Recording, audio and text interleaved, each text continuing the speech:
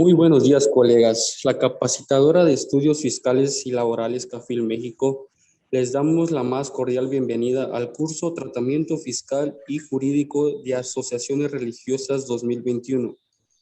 Tenemos el honor de presentarles a su expositor con más de 250 cursos impartidos a lo largo de su trayectoria, con más de 20 años de experiencia y director del despacho contable Ideas Profesionales, con un cargo de coordinador nacional en el área fiscal y actos vulnerables de la Iglesia del Nazareno de México. Queda con ustedes el contador público Juan Flores Martínez. Gracias, mi estimado Jonathan, o quien fue Abdiel, contadores, gracias.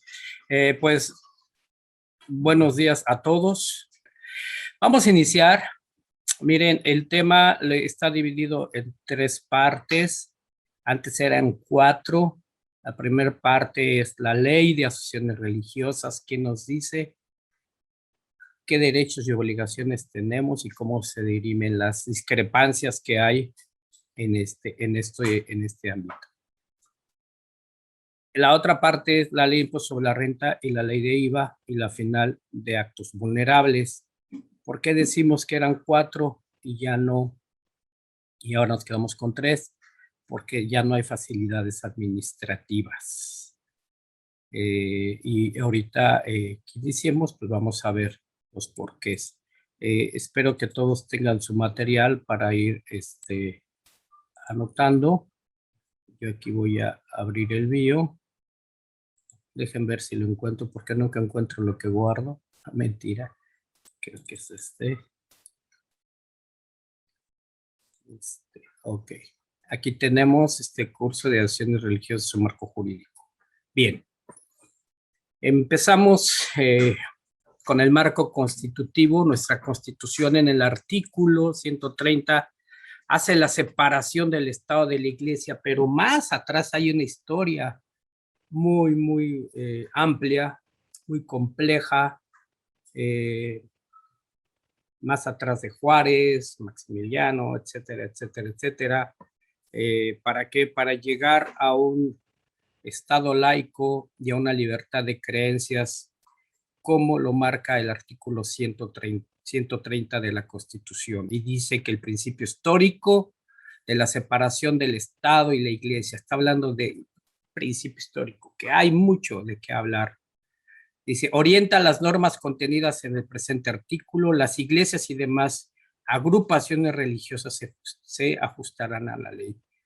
Nosotros tenemos una fe, nosotros creemos, así como están los que creen en Buda, como que creen en la muerte, como los que creen en lo que crean, a donde esté basada su fe, como una agrupación religiosa.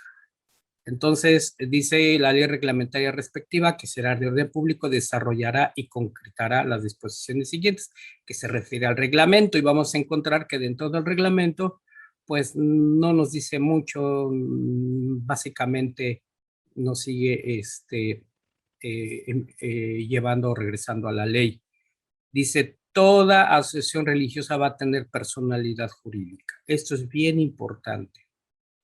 La personalidad jurídica la vamos a obtener una vez que se tenga el registro de la Dirección General de Asuntos Religiosos de la Secretaría de Gobernación.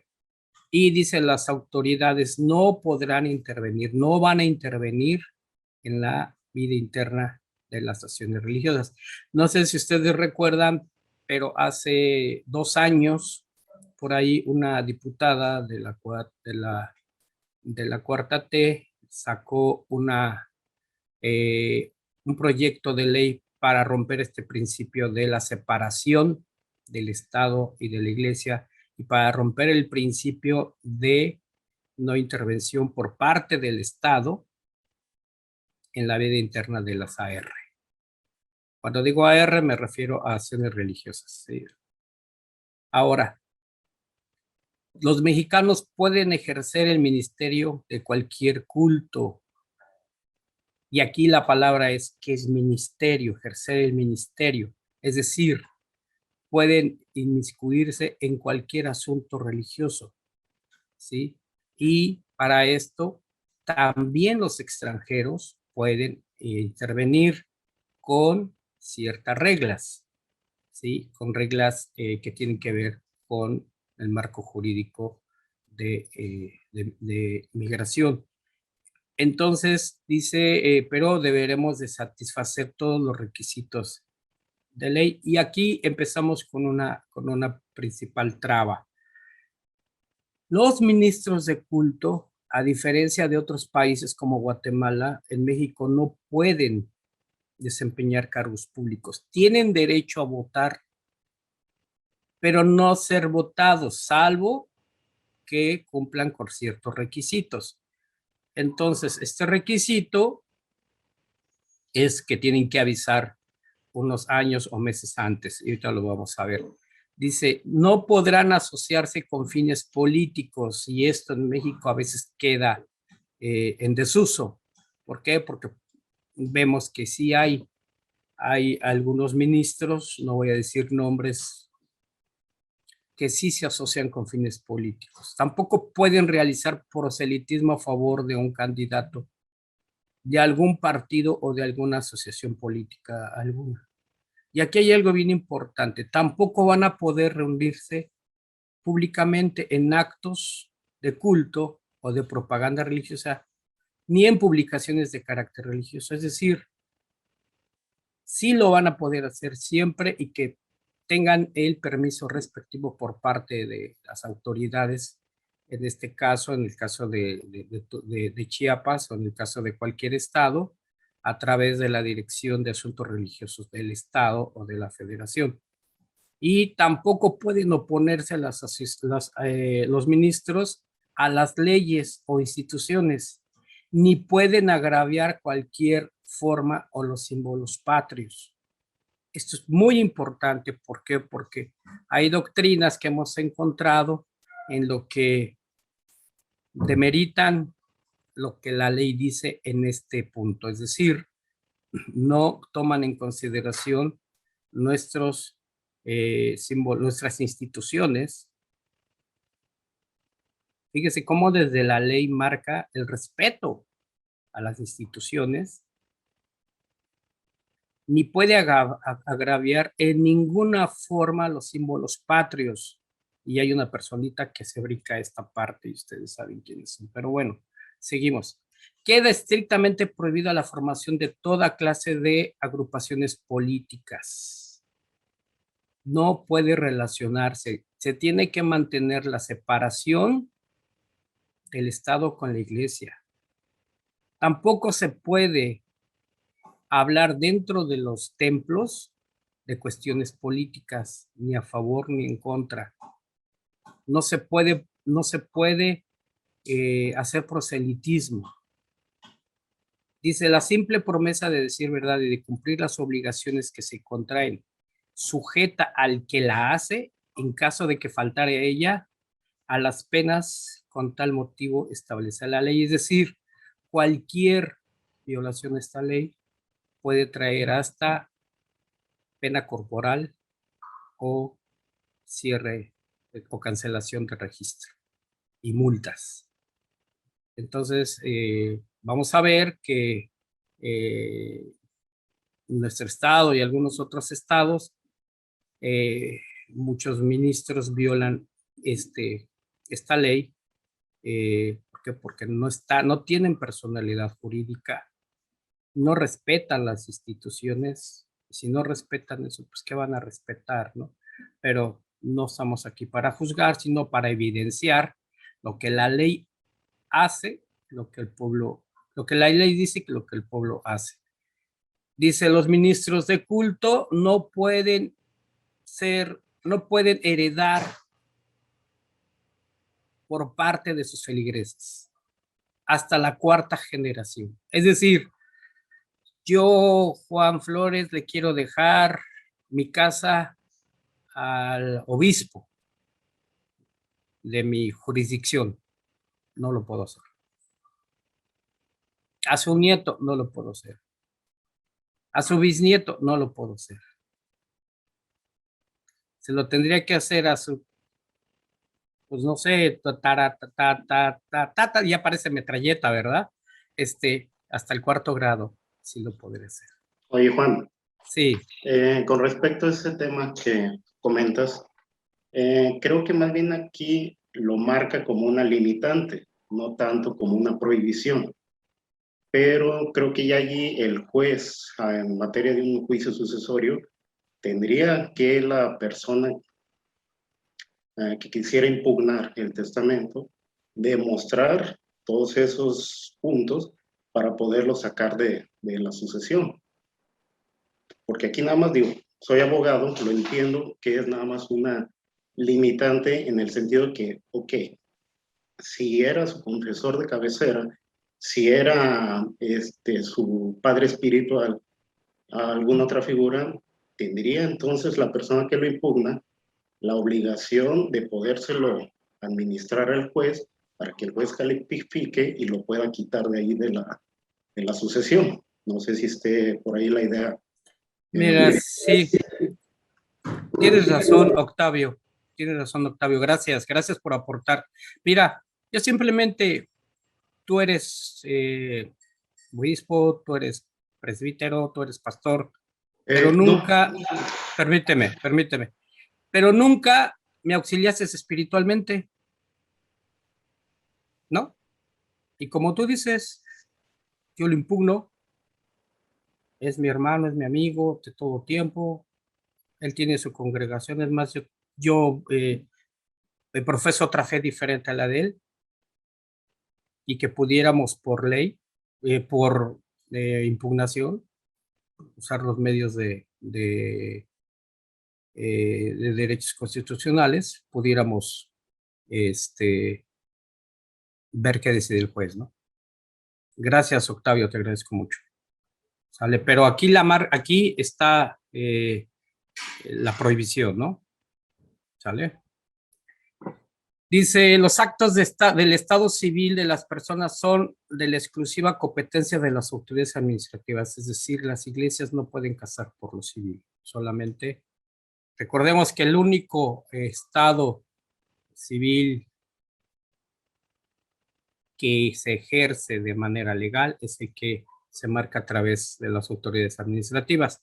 Yo siempre he dicho que a mí me cambió la vida, me han cambiado la vida 2 libros, la Biblia y el libro del registro civil.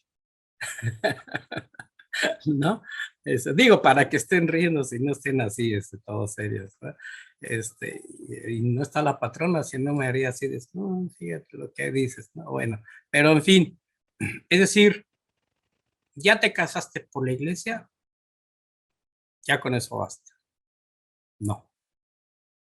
Aquí dice que el único estado civil que se reconoce es el de la autoridad administrativa, en este caso, el del registro civil, que sentencia o que preside un oficial de registro civil. Muchos le dicen juez, pero bueno, hasta donde las clases de derecho que yo he tomado no es juez, es oficial del registro civil. Si Octavio tiene otro punto de vista, muy respetable, o si alguien tiene, pero no es juez. Ahí yo nomás conozco 2 tipos de jueces, ¿no? El que está ahí arriba y los que están en los juzgados, en los juzgados de distritos, los juzgados locales, federales, etcétera. Son los únicos jueces, ¿no? Entonces, dice las autoridades federales, las entidades federativas y los municipios y las demarcaciones territoriales de la Ciudad de México tendrán en esta materia las facultades y las responsabilidades que determine la ley. Okay, entonces, hasta aquí no tenemos problema. Bueno, ahora, si entrando ya en cuestiones de personalidad jurídica, recordemos que de conforme con el artículo 130 constitucional, vigente a partir del 28 de enero, las iglesias y agrupaciones religiosas tienen la posibilidad de adquirir reconocimiento de su personalidad jurídica. Y ese es un tema que voy a tocar más adelante, porque hubo por ahí un error garrafal. Es más, lo voy a comentar de una vez. Hubo un error garrafal que cometió que nace en la Dirección de Asuntos Religiosos. ¿Qué fue? La ley ya contemplaba la figura de lo que es una entidad o una asociación religiosa con registro derivado. ¿Qué es registro derivado? Es un registro del cual salen hermanitos o hermanitas, como quieras llamar. De un registro derivado pueden salir otros registros. ¿Para qué? Para las zonas en las que yo voy a operar. Ese tema, les digo, ya lo contemplaba, ya lo venía contemplando la ley. Y se comete el error de que de un registro constitutivo nace pues una iglesia, y de esta iglesia, de ese registro constitutivo pasa al notario, que aquí tenemos una laguna de ley, porque si ya el registro constitutivo que sale de gobernación, ya no tendría por qué pasar por el notario. Mas, sin embargo, nace incompleto. ¿Por qué? Porque no trae estatutos, no trae objetos, no trae todo lo que conlleva un acta constitutiva, pero ya es un registro constitutivo y debería de nacer ya con todos, incluso ya viene con sus estatutos, ¿no? Porque hay que mandar los estatutos a la Secretaría de Gobernación. Ahora bien, nosotros tomamos esas actas que nacieron de las actas. Es como si yo quisiera sacar de mi acta otra acta, pues no se puede, ¿no? En personas físicas, que emane mi acta para otra acta y que sea mi hermano, pero que nazca de mi acta, no se puede. Puede nacer para mis hijos, pero aquí sucedió esto. De las actas constitutivas que nacieron del registro original, se sacaron actas constitutivas, se llevaron al SAT y se registraron.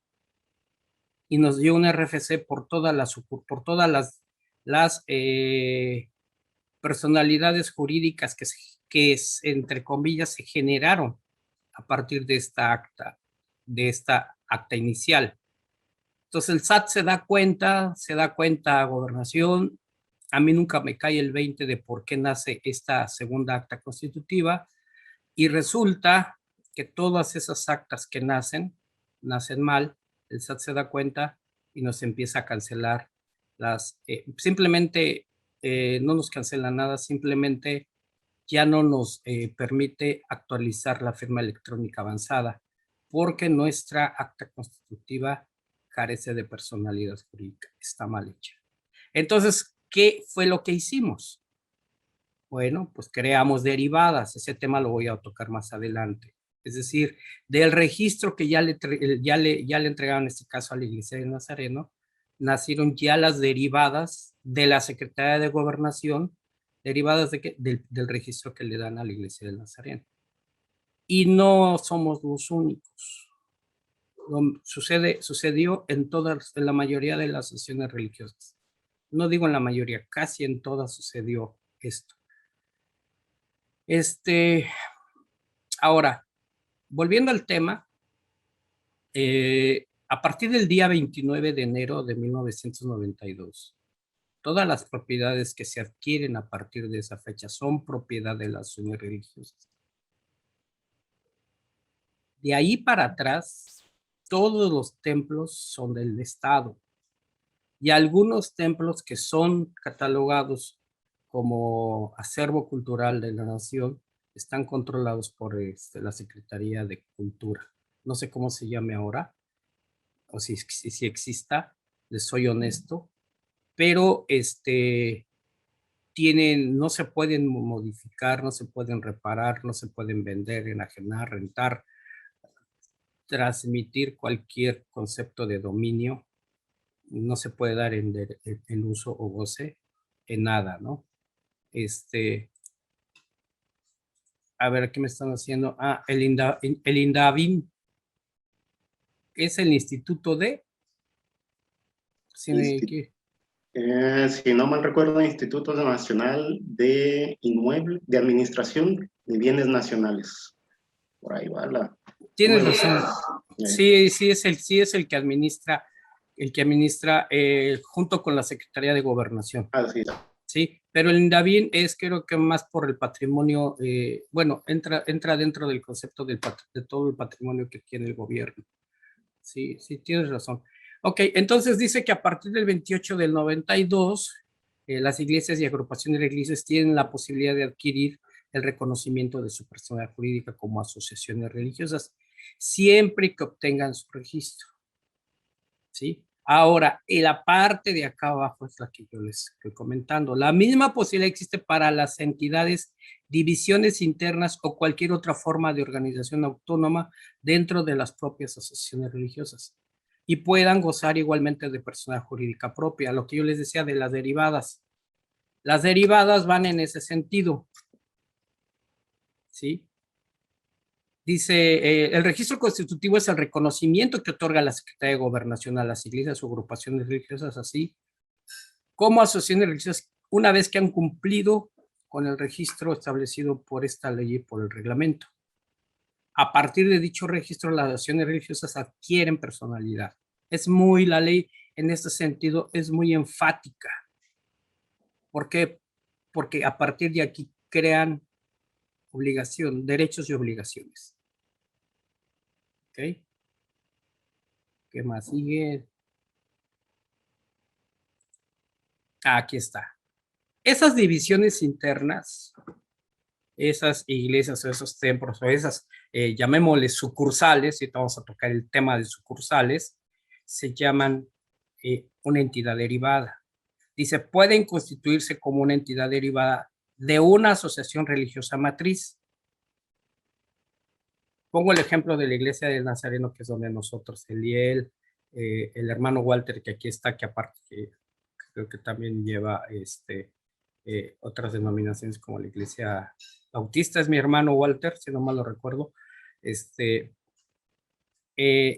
Hemos estado formando derivadas. Para que yo tenga una iglesia derivada es porque yo voy a tener una entidad, una iglesia con personalidad jurídica que va a ser que va a trabajar de forma independiente de carácter legal, en la forma legal, pero no en la forma doctrinal. ¿Por qué? Porque la forma doctrinal ya viene basada en la iglesia matriz. Ya ahí viene su concepto estatutario, su doctrina y su forma de gobierno, que también vamos a tocar la forma de gobierno y cómo la forma de gobierno nos va a decir si son sujetos o no sujetos de aseguramiento los ministros de culto. Entonces, aquí dice, pueden constituirse como una entidad derivada de una asociación religiosa matriz y gozar con la persona jurídica propia, pero hay iglesias que no tienen el potencial económico para tener personalidad, obtener su registro derivado y tener una persona jurídica que las mantenga como independientes en materia de representación legal. ¿Qué se hace con esas iglesias? Pues se convierten en sucursales, en automático. Es una iglesia que tiene una sucursal y que está regida por un acto constitutivo, como una empresa. Una empresa se constituye, abre sucursales y todas se rigen por una sola acta constitutiva y las modificaciones que de ella acontezcan más adelante. Sí, hermano, dice el hermano Walter, llevamos contables iglesias bautistas. Si les digo entre Lili y el hermano Walter, ya me van a quitar la chamba. Es que ellos siempre están participando con nosotros, pero siempre aprendemos cosas nuevas, ¿no? Entonces, las derivadas no van a crearse, y dice la tercera oración, sin dejar de pertenecer o perder el vínculo con la organización jurídica a la que pertenece. ¿Sí?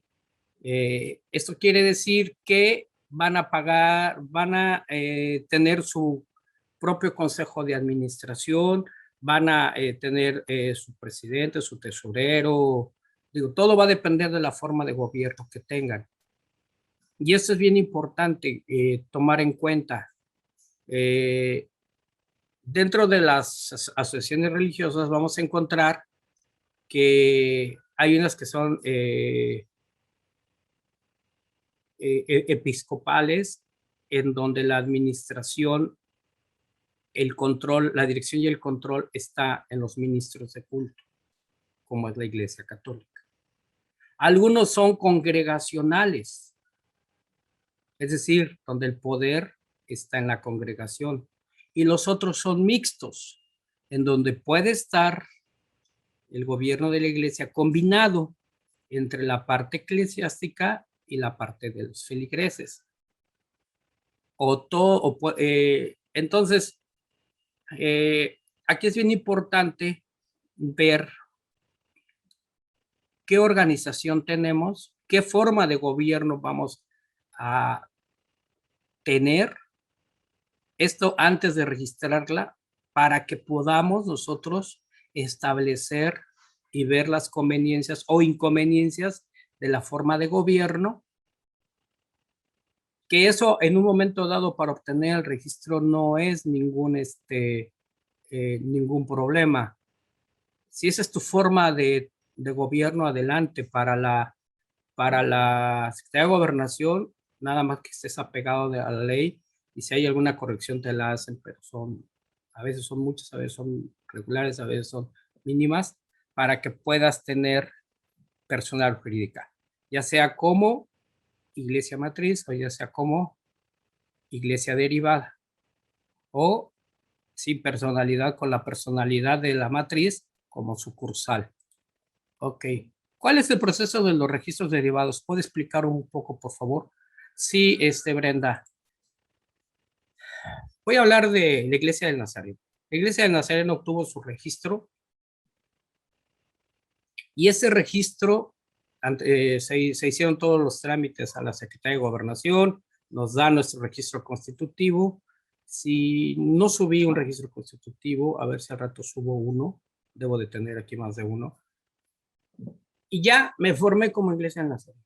Y empiezo a abrir misiones, empieza a crecer la iglesia, y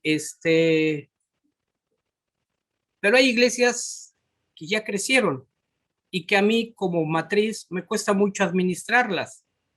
¿Por qué? Porque si me voy a la parte contable, tendría que llevar una contabilidad de sucursales. Tendría que tener yo varios representantes legales para actos de administración, y yo perdería el control. ¿El control de qué? El control financiero, educativo, eclesiástico. Bueno, todo va a depender de la organización de la iglesia. Bien, para que no suceda eso y para que esta iglesia sea parte de mi fe, de mis creencias, de mi doctrina, para que siga formando, para que siga siendo parte de la Iglesia del Nazareno, yo le pido que vaya a la Secretaría de Gobernación y pida un registro derivado del registro que me dieron a mí como Iglesia del Nazareno. Entonces le dan un registro derivado, va con el notario, lo protocoliza, y ya es jurídicamente, ya es independientemente, ya es independiente. Ante el SAT pagará sus impuestos, llevará su propia contabilidad, llevará sus propias, tomará sus propias decisiones, siempre en el marco regulativo que yo como iglesia matriz ya marqué doctrinalmente, educacionalmente y financiera. En el caso de nosotros tenemos una organización muy bien definida. La parte de gobierno, la parte doctrinal, la parte educacional, la parte financiera, no sé si se me escape otra. Entonces, tú ya no vas a ser sucursal, tú ya vas a ser independiente con un registro derivado del registro de la matriz. No sé si quedó claro. Bueno, vamos a dejar. Dice esto sin dejar de pertenecer o perder el vínculo con la organización jurídica. ¿Sale? Para esto, pues hay que obtener el registro. Bien. Continuamos. Dice, esto es lo que comúnmente llamamos derivadas. Para su trámite en general, se requiere cumplir con los mismos requisitos que una asociación religiosa o originaria, salvo lo referente a la antigüedad y notorio arraigo entre la población. Es decir, que esto también ya tenga arraigo. Cualquier iglesia que se quiera registrar ante la Secretaría de Gobernación debe tener arraigo. Sí, ya vamos a tocar ese tema. Dice, en las solicitudes del registro y los registros derivados se deberá exhibir copia de la CURP. Más adelante les dejo en el material, no sé si ya vieron que al final hay una serie de formatos. Si ya lo revisaron, hay una serie de formatos y todos los requisitos que hay para constituir una asociación religiosa, ¿no? De los que yo me acuerdo, puedo compartir un registro en el grupo de WhatsApp. ¿Puedes compartir? Sí, sí lo puedes compartir, mi estimado Walter. ¿O quieres que yo lo comparta? O compartimos el de Peniel, que es uno de tus clientes. No, mejor no te exhibimos. Ya lo estoy exhibiendo, hermano. Bueno, entonces, ¿qué te piden? CURP, credencial de elector, un domicilio, el nombre de los que van a ser tu consejo de administración, que pueden decir con 6 personas, de acuerdo a la ley. Dice el hermano Walter que ya compartió en WhatsApp un registro constitutivo para que lo vean. El registro constitutivo, porque de esto falta todo el legajo, que serían los estatutos. Ok, el siguiente punto es, aquí está la hoja de trámite, que es el otorgamiento de registro exclusivo como adhesión religiosa, otra solicitud y un segundo registro. Entonces ahí en los formatos que le estoy poniendo, con este nombre los van a encontrar. Lo que pasa es que aquí le había puesto un link, pero que creen que no me funcionó y como yo no sé mucho de programación, pues ya no le quise decir. Ahora, ¿qué se necesita? Una mesa directiva, un consejo directivo, un comité ejecutivo, un presidente, un vicepresidente, un secretario, un tesorero, un vocal, la relación de ministros de culto. Esto es bien importante. Esto es bien importante. Todo ministro de culto debe estar registrado en la Secretaría de Gobernación. Todos. ¿Sí? Ok. Dice documentación con la cual acredita la nacionalidad y su mayoría de edad de los representantes, de los integrantes del órgano de gobierno, de los ministros de culto asociados, así como la CURP, el IFE, el acta de nacimiento. Y ahora creo que ya te van a pedir también que tengas las 2 vacunas, o 3 o 4 vacunas, y si te dio COVID o no te dio COVID, pero bueno. Relación de asociados, domicilio legal, relación de inmuebles y su situación jurídica, si está en renta, en comodato, compraventa, donación, entre otros, y aparte deben de tener su registro de procedencia. ¿Qué es el registro de procedencia? Es el registro que se hace de los bienes inmuebles en los que vamos nosotros a utilizar como templo. Es bien importante aquí que un templo, cuando digo iglesia debería de decir templo, porque la iglesia son los feligreses, ¿no? Pero bueno, ustedes espero que me puedan entender. Cuando me refiero a iglesia me refiero a templo. Cuando yo diga feligres, pues ya me refiero a la iglesia, ¿no? Es un jueguito de palabras ahí que no estoy usando correctamente, pero que ya son modismos, ¿no? Entonces, la relación de asociados, ok, estábamos en el aviso de procedencia. Un bien inmueble o parte de ese bien inmueble no se puede usar para otro fin, solamente para lo que es el templo. Ok, vamos a ver qué nos dice. Dice que si por favor, en el estado de Guanajuato no podemos obtener actas constitutivas notariadas porque el registro público de la propiedad no tiene en su catálogo a las acciones religiosas y eso nos impide tener cuentas bancarias. Es que sí tienes razón, es un problema, pero bien pudieras platicarlo con la Secretaría de Gobernación a fin de que te lo acepte el registro público. El registro público no lo puede negar. no lo puede negar. Entonces, vamos a hacer como lo están haciendo muchos con las citas para las firmas electrónicas y lo que decía. Y si no, aquí te dejo, aquí el hermano, el licenciado Octavio León nos deje sus datos para que te pueda apoyar de cómo puedes hacerlo en materia de amparo, ¿no? Pero bueno, ese sería un tema así, y nos ha pasado no nada más en Guanajuato, también en otros estados. Dice, por favor, pueden compartirlo en el chat porque no tengo su número de celo, si me lo pudieran proporcionar.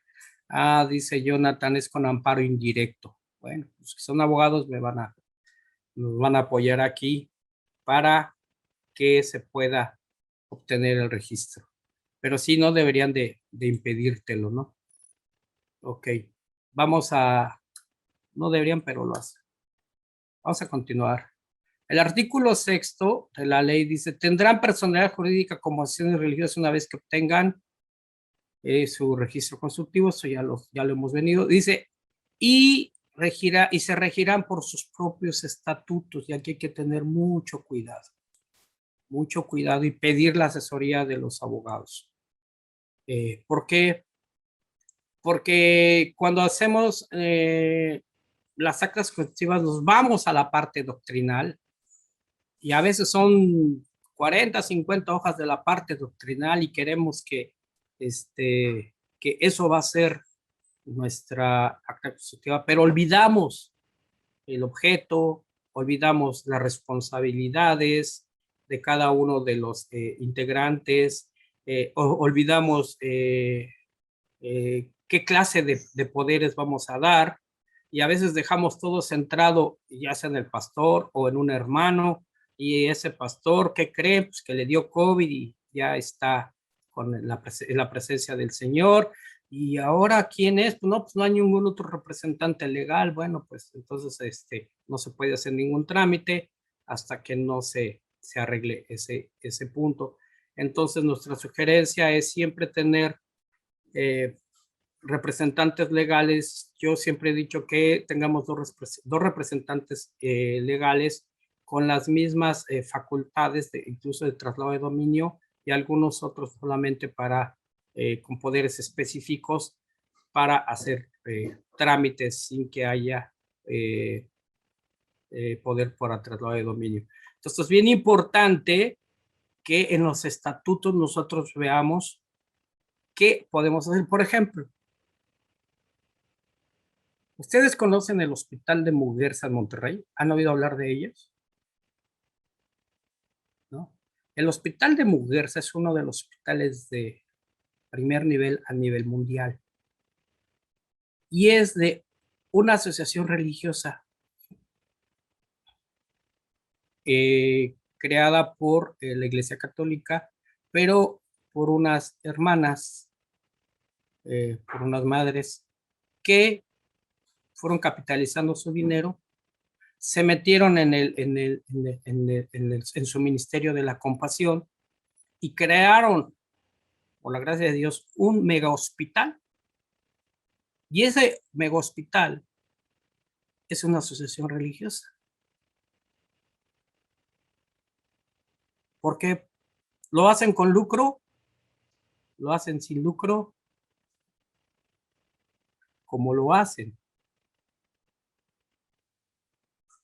¿Por qué? Porque yo puedo hacer instituciones educativas, instituciones médicas, dispensarios. Puedo abrir mi campo de acción dentro de la acción religiosa. A mí cuando me dicen, hermano Juan, qué bueno que lo veo, mire que nosotros queremos iniciar un ministerio, que podemos poner un consultorio para tratar problemas psicológicos y psiquiátricos, y queremos crear una sociedad civil, una asociación civil. Digo, pues, hermanos, simplemente modifiquen su objeto dentro de la acción religiosa y háganlo. Si lo hacen sin fines de lucro, no va a haber ningún problema. Y no van a entrar al lío de que si requieren ser donatarias o no. Porque si creas una asociación civil o asociación civil, pues tendrías que crear una donataria para que lo que te llegue ahí te llegue a través de otras empresas que te den el dinero y les pidas un recibo deducible de impuestos. En este caso, pues el que te va a dar pasa a segundo plano el recibo. Si yo voy a dar, no espero nada a cambio. Porque si estoy dando algo, esperando que me den algún recibo deducible, pues yo lo estoy dando con un interés fuera del amor que yo pudiera tener a este ministerio, ¿no? Entonces, es bien importante los objetos. ¿Por qué? Porque puedo poner escuelas primarias, secundarias. Tenemos dentro de la iglesia de Nazareno y dentro de algunas otras iglesias, no sé si también la iglesia católica tenga este ministerio, en el cual hay una fundación a nivel internacional que se llama Compasión México, que es una asociación civil, y la cual inyecta dinero a las iglesias e inyecta cantidades generosas para la gente más vulnerable, para niños, niñas, y lo que hacemos nosotros es administrarlo. ¿Pero qué creen? Que nuestros estatutos, en nuestros estatutos, no viene que el que nosotros podamos administrar el dinero de otros, o que pueda yo recibir dinero en administración para fines, para mi mismo deber ser. Entonces, ¿qué estamos haciendo? ¿Qué estamos haciendo ahorita? Revisando precisamente nuestros objetos. A cómo están las cosas con el SAT, me puede decir, tú eres AR, estás lucrando, entonces me debes impuesto sobre la renta. Y me debes IVA. Entonces, al que le toca, como dicen los abogados, al que le toca la carga de la prueba es a mí. Porque tengo que demostrar que lo que estoy haciendo está bajo mi rubro, bajo mi deber ser, o lo que llamamos los contadores, bajo mi sustancia económica, que vamos a ver más adelante dentro de la NIF. Entonces, me estoy atorando aquí porque sí es bien importante que si tú asesoras a cualquier asociación religiosa, revises los objetos, los estatutos, y que todo lo que hagas esté ahí. Incluso las manutenciones como tal.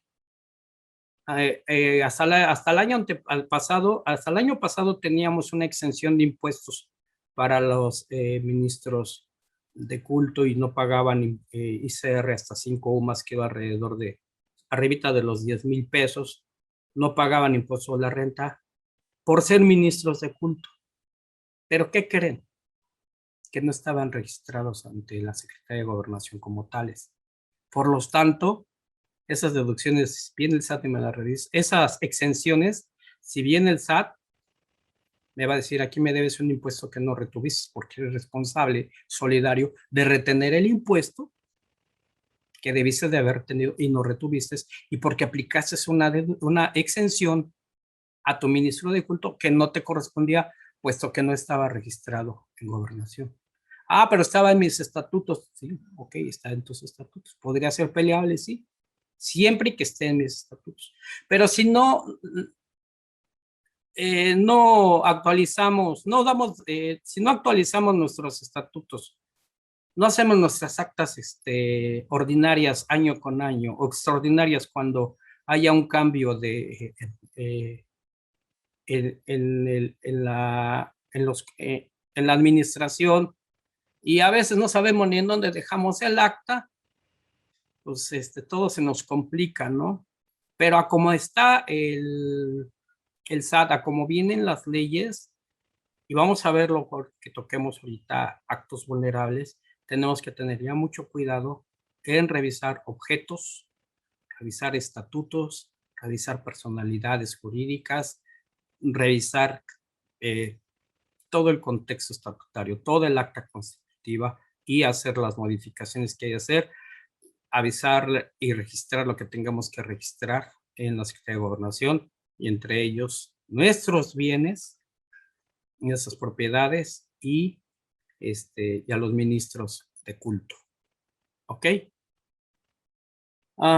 Dice, dichas entidades y divisiones pueden corresponder a ámbitos regionales que convengan a su estructura y finalidades y tendrán personalidad jurídica, lo que ya tocamos con sus derechos y obligaciones.